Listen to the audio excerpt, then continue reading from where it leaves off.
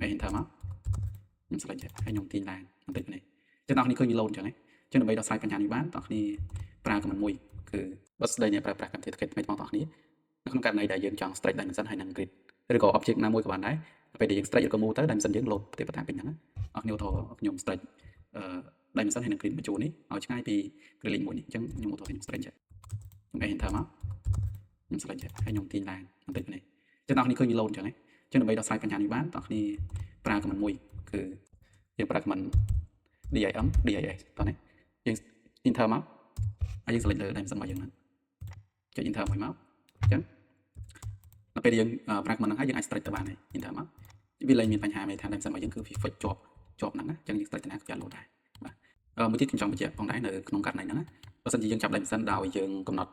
command មួយនេះ dim នេះបងប្អូនវាយ dim ហើយ as មក AWS មកគឺវា load command នេះហើយចឹងបងប្អូនចុចមកបើសិនជាបងប្អូនយកតម្លៃពីលេខ2មានន័យថាយើង move object ទៅគឺ dimension យើងរត់តាមតែបើយើងដាក់លេខ1គឺ